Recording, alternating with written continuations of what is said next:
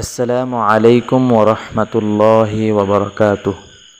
সুপ্রিয় দর্শক, আজকে আমরা ঋণ পরিশোধের এমন একটি দোয়া শিখব যে দোয়ার মাধ্যমে রাসূলুল্লাহ সাল্লাল্লাহু আলাইহি ওয়াসাল্লামের সাহাবীগণ উপকৃত হয়েছেন।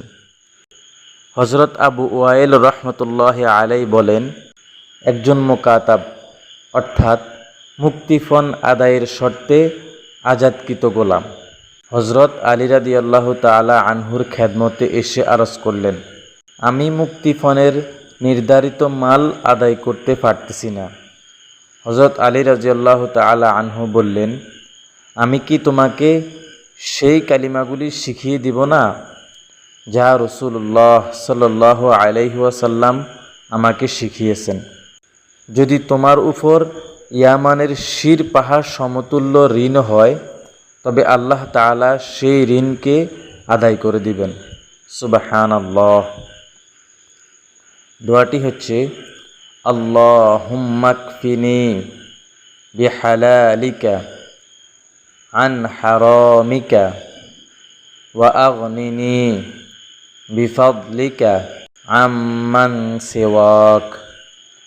এর অর্থ হচ্ছে, হে আল্লাহ, আমাকে আপনার হালাল রুজি দান করিয়া হারাম হইতে বাঁচাইয়া নিন এবং আপনার ফজল ও মেহেরবানির দ্বারায় আপনি ব্যতীত অন্যদের হইতে অমুখাপেক্ষী করিয়া দিন।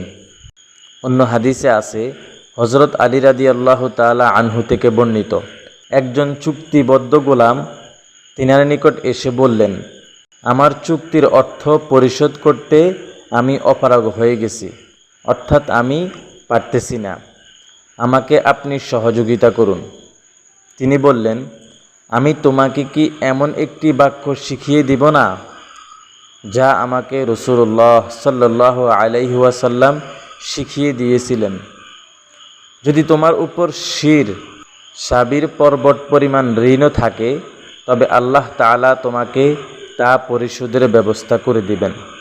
তিনি বললেন, তুমি বলো, হে আল্লাহ, তোমার হালালের মাধ্যমে আমাকে তোমার হারাম হতে বিরত রাখো বা দূরে রাখো এবং তোমার দয়ায় তুমি ব্যতীত অন্যের মুখাপেক্ষী হওয়া থেকে আমাকে আত্মনির্ভরশীল করো।